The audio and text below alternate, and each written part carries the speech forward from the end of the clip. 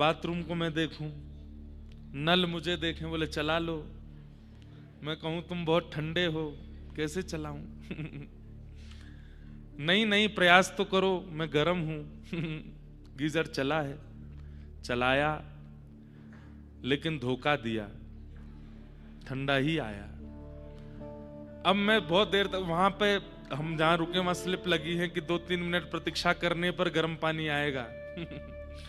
प्रतीक्षा करी, नहीं आवे। यहाँ समय होता जा रहा है स्नान, ठाकुर जी के जलाभिषेक के लिए, पंचामृत अभिषेक मंगला दर्शन के लिए वहां पहुंचना है, लेकिन जल तो आ ही नहीं रहा गर्म। अब क्या करें? बाहर का तापमान देखूं फोन में तो -7। हमने की आज गंगा मैया बस कृपा। मैं रोज गंगा जी के ऊपर से निकलता हूं ना, तो गंगा जी के ऊपर से देखता हूं। स्नान तो हम करेंगे नहीं, ऊपर से प्रणाम है।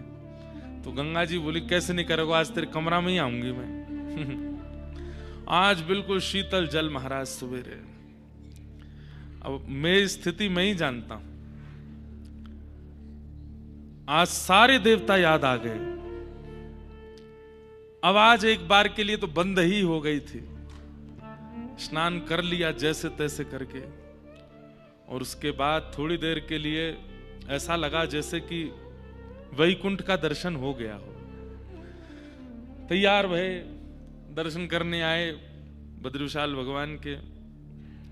सोए थे नहीं रात भर, यहां दर्शन किए, इतना सुख मिला, जितना ऐसा नहीं कहूंगा कष्ट हुआ, जितनी पीड़ा हुई, पीड़ा भी नहीं कहेंगे, ये कह देंगे जितना खेला श्री गंगा जी ने हमारे साथ, वो सब जो थोड़ा बहुत अनुभव हुआ, वो बद्री विशाल भगवान का दर्शन करके आनंद हो गया।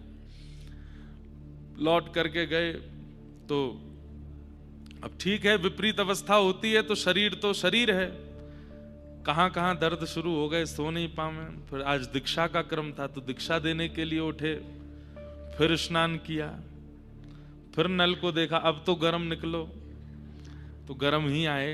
फिर स्नान किए, फिर सबको दीक्षा आदि की।